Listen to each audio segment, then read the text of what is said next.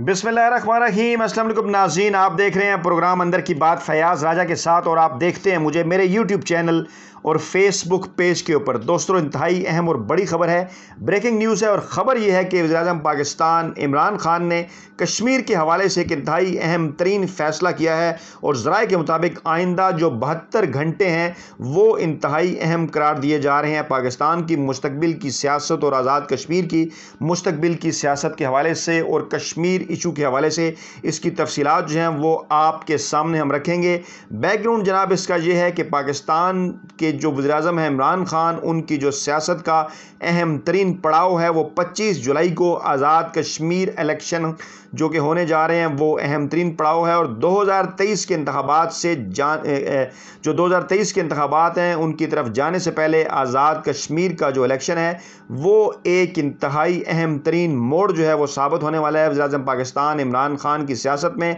पाकिस्तान तहरीक-ए-इंसाफ की सियासत में। और जैसा कि आपको मालूम है कि इस वक्त पाकिस्तान तहरीक-ए-इंसाफ की मरकज़ के साथ साथ जो है वो सूबा पंजाब और सूबा खैबर पख्तूनख्वा के अंदर हुकूमत है, जो कि उन्हें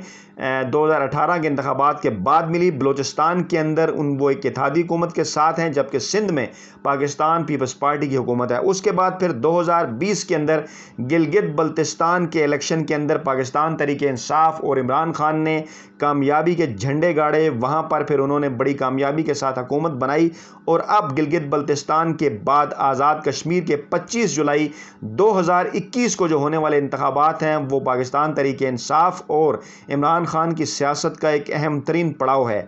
इसका अगर बैकग्राउंड का जायज़ा लिया जाए तो गुज़श्ता जितने भी इलेक्शन आज़ाद कश्मीर के अंदर हुए हैं, एक अमूमी रवायत ये रही है कि जिस पॉलिटिकल पार्टी की सियासी जमात की मरकज़ में इस्लामाबाद के अंदर पाकिस्तान में हुकूमत हुआ करती है 1975 से लेके और 2016 तक, आम तौर पर वही सियासी जमात जो है वो आज़ाद कश्मीर के अंदर भी अपनी हुकूमत बनाया करती है। इस मरतबा भी कुछ इसी किस्म की सूरत हाल है, लेकिन इस सूरत हाल के बावजूद अगरचे नज़र आ रहा है कि पाकिस्तान तहरीक-ए-इंसाफ वहाँ से अच्छी नशिस्तें जीतने की पोजीशन में है। आपके सामने ये तफसीलात रखेंगे कि वज़ीर-ए-आज़म पाकिस्तान इमरान खान ने पहले अपने खिलाड़ी क्यों आज़ाद कश्मीर की कैंपेन में उतारे और अब इमरान खान ने ख़ुद ये फ़ैसला कर लिया है ज़राए के मुताबिक कि वो 17 जुलाई से आज़ाद कश्मीर की जो इंतखाबी मुहिम है उसके मैदान में उतर रहे हैं। इंतखाबी मुहिम में उन्होंने उतरने का फ़ैसला कर लिया और 17, 18 और 19 जुलाई को फ़िलहाल 3 दिन का जो शेड्यूल है वो वज़ीर-ए-आज़म पाकिस्तान इमरान खान के जलसों का बनाया गया है। इसकी तफसीलात आपके सामने रखेंगे। ये ज़रूरत क्यों पेश आई, खिलाड़ियों के बाद अब इमरान खान ख़ुद क्यों निकल रहे हैं मैदान के अंदर,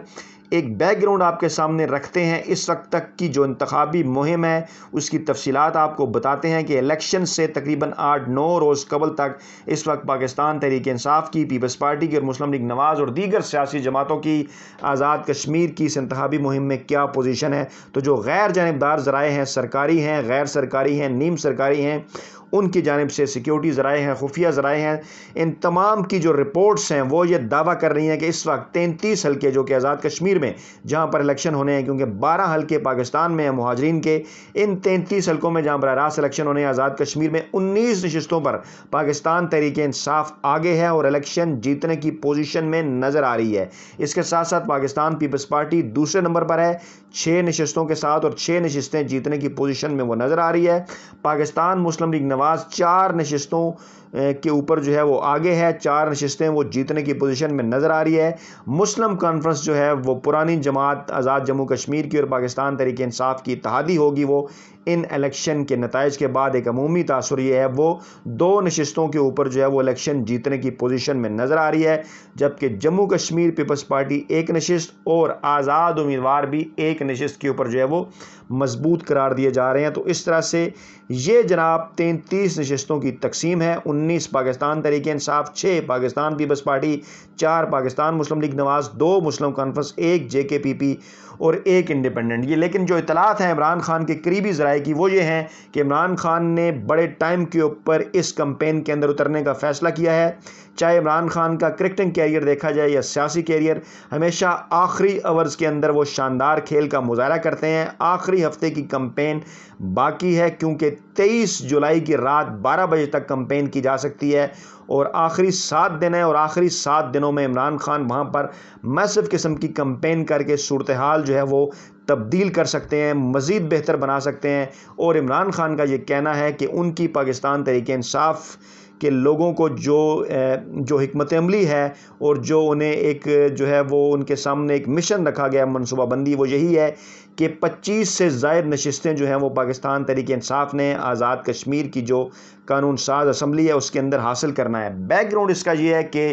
ایک تو جناب علی امین گنڈاپور کے متعلق آپ جانتے ہیں کہ ان کے قافلے پر پتھراؤ ہوا، جس کا مقدمہ درج ہوا، 4 افراد کو گرفتار بھی کر لیا گیا، مزید 10 افراد کی گرفتاری کے لیے جناب چھاپے مارے جا رہے ہیں، اور پولیس حکام کے مطابق وفاقی وزیر کے قافلے کو منظم انداز میں منصوبے کے تحت جو ہے یہ سارا معاملہ ہوا، اور پرائیویٹ گارڈ کی فائرنگ جو ہے وہ بھی ضابطۂ اخلاق کی جو ہے وہ خلاف ورزی قرار دی گئی ہے وفاقی وزیر کی جانب سے۔ اس کے بعد پھر معاملہ یہ ہوا کہ الیکشن کمیشن ہے جو آزاد کشمیر کا، اس نے آزاد کشمیر کے اندر جلوسوں میں علی امین کی شرکت اور تقاریر پر پابندی لگا دی ہے، اور اس نے یہ اعلان کیا ہے الیکشن کمیشن نے کہ حدود سے فوراً نکل جایا جائے،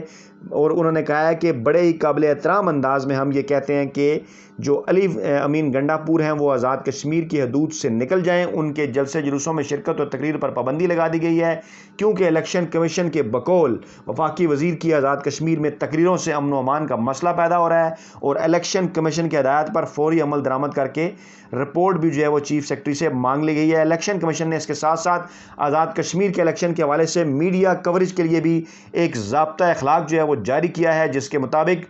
تصدیق آمیز جو ہے وہ غیر تصدیق شدہ خبر، تصدیق آمیز اور اندازوں پر مبنی جو خبریں ہیں، کہا گیا وہ تبصروں سے گریز کیا جائے، آزاد کشمیر کی الیکشن کی کوریج کے دوران نفرت انگیز تقریر نہ کی جائیں، اور اس کے ساتھ ساتھ یہ بھی کہا جناب کہ انٹری پاس کے لیے سیکرٹری اطلاعات کے پاس ایک فہرست ہے، 10 سے 15 صحافیوں کو فی ضلع کے اندر کوریج کی اجازت ہوگی، اور یہ ایک بڑا ڈفرنٹ سا معاملہ ہے کیونکہ پہلے اس قسم کی کوئی بات نہیں کی گئی، اور نہ ہی پاکستان میں ہونے والے الیکشنز میں ایسی بات ہوتی ہے۔ اچھا، پھر یہ بھی کہا گیا ہے کہ پولنگ کے آغاز کے بعد پہلے 10 منٹ تک اسٹیشن کی فوٹیج بنانے کی جو ہے وہ اجازت ہوگی، اور جب کہ پریزائڈنگ آفیسر اجازت نہ دے تو صحافی پولنگ اسٹیشن میں جانے کی ضد نہیں کر سکتے۔ پھر یہ بھی کہا گیا کہ اگر ووٹر ویڈیو یا فوٹو بنانے کی اجازت نہ دے تو اصرار نہیں کیا جائے گا، اور گنتی کے وقت بھی پریزائڈنگ افسر کی مرضی کے بغیر ویڈیو نہیں بنائی جا سکتی، اور یہ بھی کہا گیا ہے کہ پولنگ بوتھ کے باہر و احاطہ پولنگ اسٹیشن میں کسی بھی کی بھی فوٹو یا ویڈیو نہیں بنائی جا سکے گی، اور پولنگ کا عمل مکمل ہونے کے بعد 2 گھنٹے تک نتائج کی تشہیر جو ہے وہ نہیں کی جا سکے گی۔ تو گویا یہ جو ضابطہ اخلاق جاری کیا ہے election commission of Azad Kashmir نے، یہ پاکستانی الیکشن کمیشن سے بھی سخت جو ہے وہ ضابطہ اخلاق نظر آ رہا ہے، اور ایسے حالات کے اندر کہ جب کپتان کے اہم ترین کھلاڑی کو آزاد کشمیر کے اندر کمپین سے روک دیا گیا ہے، تو پھر وزیر اعظم پاکستان عمران خان کی جانب سے خود اترنے کا فیصلہ کیا گیا ہے۔ شیڈول اگرچہ پہلے سے طے ہے، لیکن خبریں آ رہی تھیں کہ شاید یہ ڈیلے ہو جائے، لیکن اب تازہ ترین اطلاعات یہ ہیں کہ جلسوں کا شیڈول جو ہے وہ طے ہو گیا، اور 17، 18 اور 19 جولائی کو وزیر اعظم پاکستان عمران خان جو ہیں وہ کشمیر کے اندر جلسوں سے خطاب کرنے جا رہے ہیں،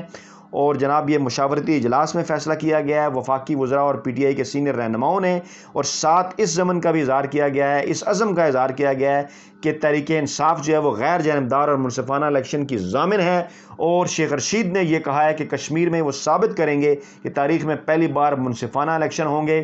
اور پھر انہوں نے یہ بھی بتایا ہے کہ انہوں نے وزیر اعظم پاکستان سے یہ درخواست کی ہے کہ 3 نہیں جناب 5 جلسے کریں،